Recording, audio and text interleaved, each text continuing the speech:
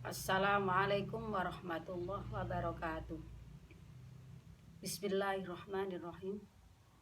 Alhamdulillah.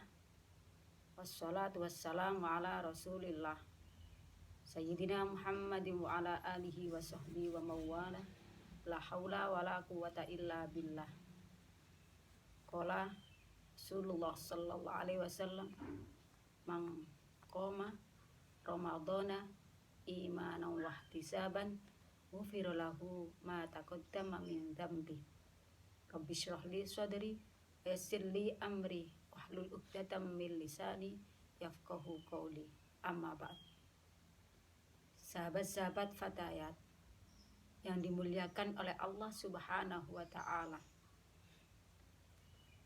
Kita selaku umat Rasulullah sallallahu alaihi wasallam di bulan yang mulia ini, di bulan Ramadan, di bulan yang dimuliakan oleh Allah Subhanahu wa taala, segala sesuatu amal ibadah kita yang berhubungan kepada Allah Subhanahu wa taala akan dilipat gandakan pahalanya oleh Allah Subhanahu wa taala.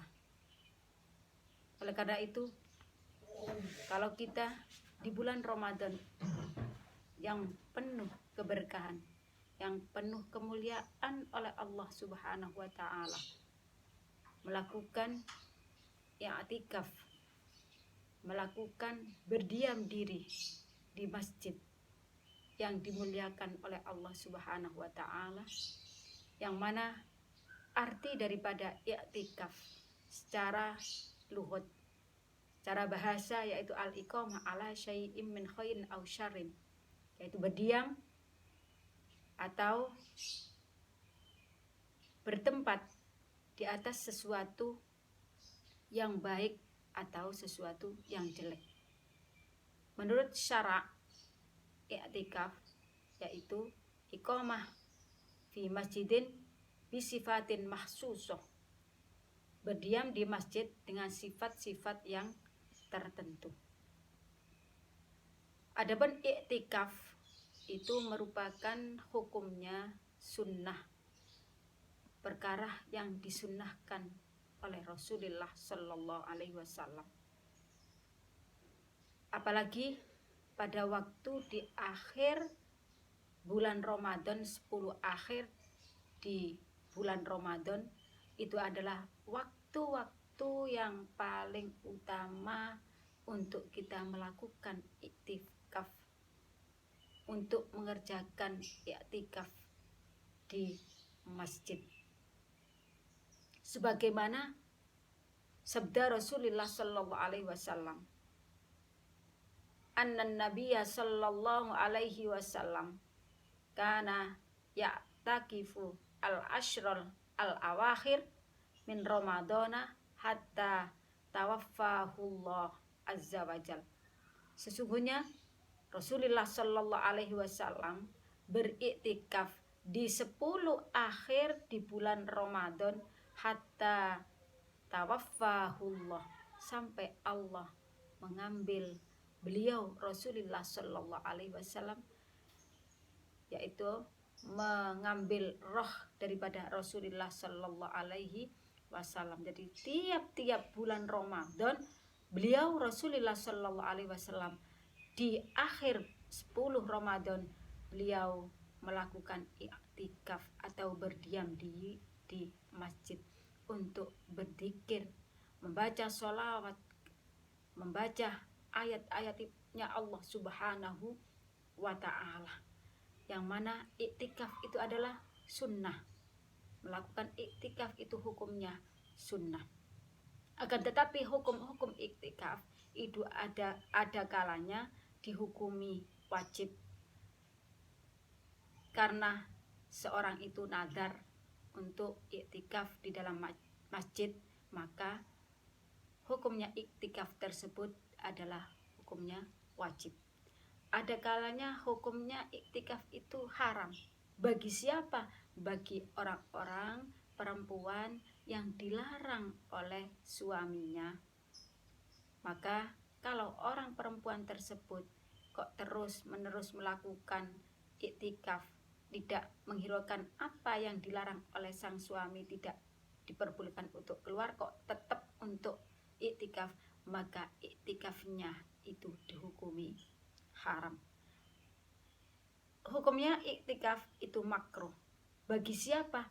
Bagi perempuan-perempuan zati hayi, yaitu perempuan yang mempunyai kesibukan sebagaimana kita orang-orang perempuan ini, yaitu hukumnya makruh. Yang disunahkan itu siapa? Yaitu orang-orang laki-laki ya, yang melakukan iktikaf di masjid. Bagi orang perempuan yang zata haita ini adalah hukumnya makruh. Jadi macam-macam hukum daripada kita itu beriktikaf di dalam masjid. Yang lebih utama waktu kita iktikaf di bulan Ramadan itu adalah akhir daripada 10 akhir di bulan Ramadan, khususnya untuk mencapai Lailatul Qadar, yaitu di hari-hari ganjil, yaitu 21, 23, kemudian 25, 27 dan 29. Jadi malam 21, malam 23, malam 25, malam 27, malam 29. Itulah akhir-akhir daripada al-usyru, 10 akhir di bulan Ramadan. Jadi boleh kita itu beriktikaf mulai tanggal 21 sampai 30 boleh. Tapi kalau kita untuk mencapai daripada mendapatkan Lailatul Qadar, nah itu kita ambil daripada al-witroh, witirnya, ganjilnya, yaitu malam 21, malam 23, malam 25, malam 27 dan malam 29. Bagi para ulama dan juga sebagian daripada ulama, kita bisa menentukan malam-malam Lailatul Qadar. Jadi menentukan, kita bisa, oh ini malam Lailatul Qadar, ayo kita mencapai, ingin mencari Lailatul Qadar, mendapatkan Lailatul Qadar di bulan akhir, ya, di hari akhir di bulan Ramadan.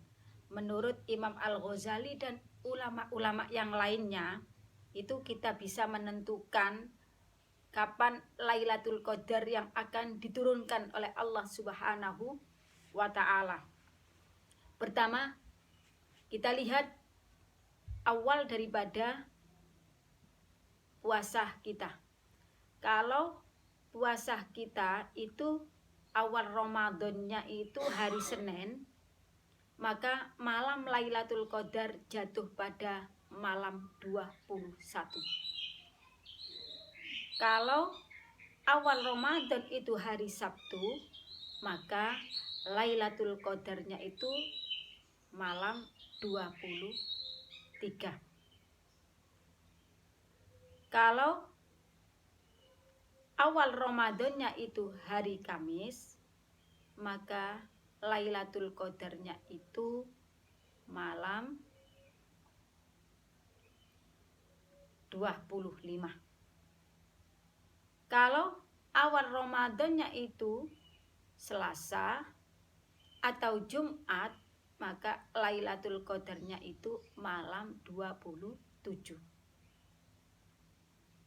Awal Ramadannya Ahad atau Rabu, maka Lailatul Qadarnya itu malam 29.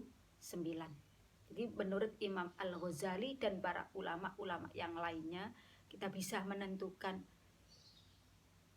malam-malam daripada Lailatul Qadar.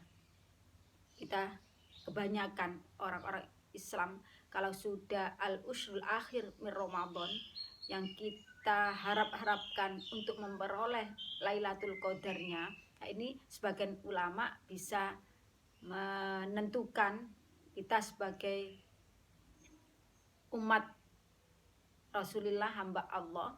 Ini menurut para ulama-ulamanya Allah, menurut Al-Imam Ghazali, itu bisa kita tentukan kapan Lailatul Qadar akan diturunkan oleh Allah Subhanahu wa Ta'ala, yaitu tadi kalau awal Ramadannya Sabtu, berarti Lailatul Qadarnya malam 23.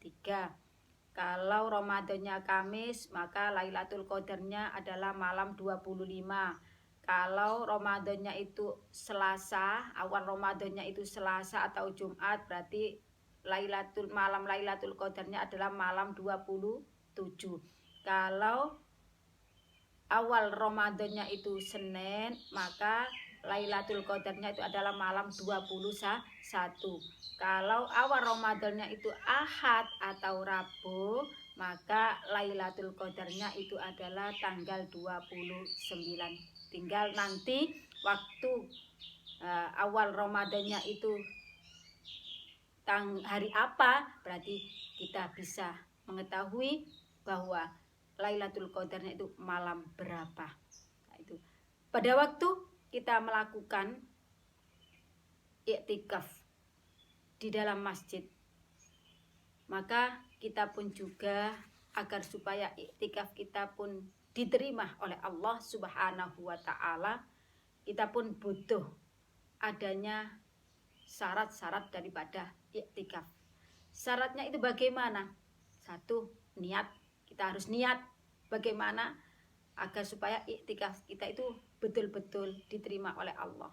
Jadi niat iktikaf, apakah niat iktikaf kita itu nadar atau iktikaf kita itu biasa bukan nadar? Maka kalau iktikaf nadar berarti niatnya nawaitul iktikafa al-mandhuro al-fardiyah lillahi ta'ala. Itu kalau nadar.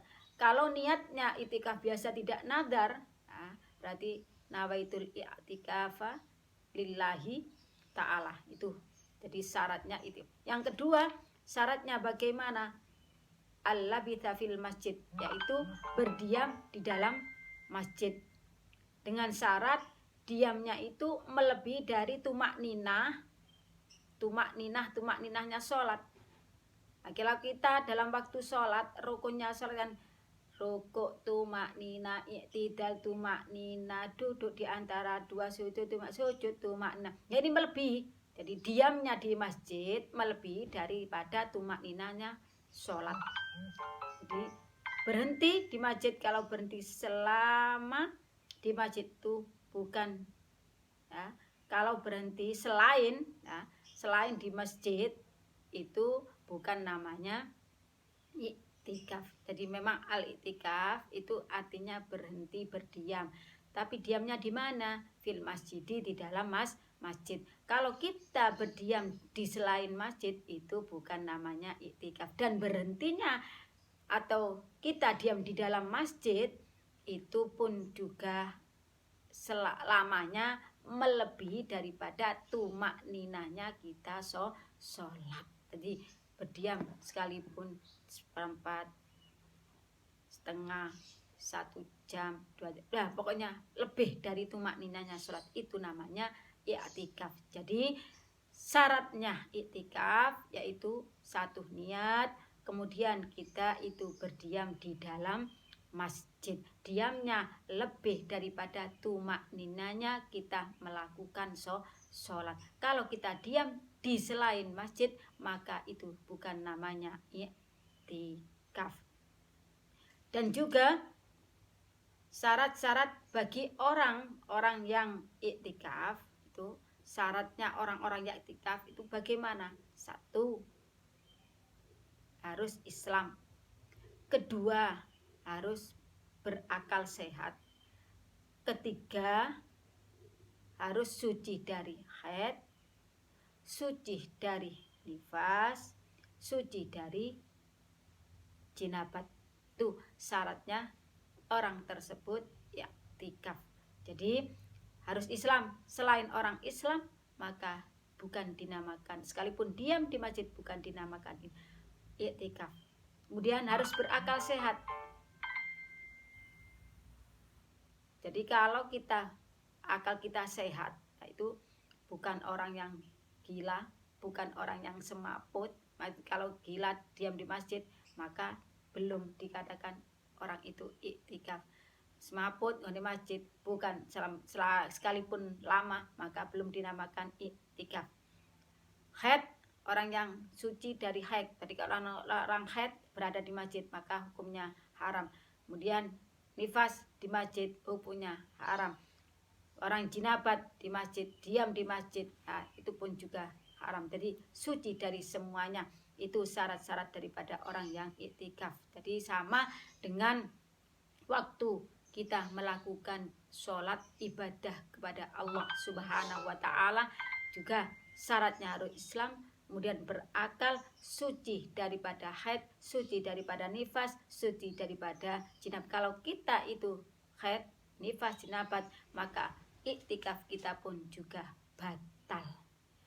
Itu syarat-syarat daripada kita melakukan iktikaf. Di dalam iktikaf, waktu kita bulan Ramadan, maka kita hendaknya selalu memperbanyak zikir la ilaha illallah wahdahu la syarikalah lahul mulku wa lahul hamdu yuhyi wa yumiitu wa huwa ala kulli syai'in qadir subhanallah walhamdulillah wa la ilaha illallah wallahu akbar subhanallah walhamdulillah wa la ilaha illallah wallahu akbar subhanallah walhamdulillah wa la ilaha illallah akbar sallallahu ala Muhammad sallallahu ala Muhammad sallallahu ala Muhammad sallallahu alaihi wasallam. Kemudian dilanjutkan dengan memperbanyak membaca ayat-ayat suci Al-Quran, membaca ayat-ayat kitabullah, membaca ayat-ayat Al-Quranul Karim, yang mana pada waktu bulan Ramadan di akhir al-ushru 10 di akhir bulan Ramadan, kalau kita selalu meningkatkan ibadah kita, berzikir, sholawat, baca Al-Quran, maka pahalanya pun juga akan dilipat gandakan oleh Allah Subhanahu wa Ta'ala. Jadi iktikaf, berdiam diri di masjid dengan ketentuan bisifatin mahsusoh, dengan sifat-sifat yang tertentu. Awal Ramadan kita pun juga disunahkan, tapi yang lebih afdol di bulan Ramadan yaitu di 10 akhir bulan Ramadan, bahkan di waktu witir, ganjil, hari-hari ganjil, itu pun juga lebih utama untuk mencapai Lailatul Qadar dari Allah Subhanahu wa Ta'ala. Itulah kultum di bulan Ramadan ini. Mudah-mudahan ada manfaat bagi kita semuanya, dan mudah-mudahan kita bisa menjalankan ibadah di bulan Ramadan ini dengan sabar, dengan ikhlas, dan mudah-mudahan amal ibadah kita di bulan Ramadan ini diterima oleh Allah Subhanahu wa Ta'ala dan mendapatkan titel yaitu orang yang suci, sebagaimana bayi yang baru dilahirkan oleh seorang ibu. Ihdinas siratal mustaqim, wabillahi taufiq wal hidayah, wabiridha wal inayah. Wassalamualaikum warahmatullahi wabarakatuh.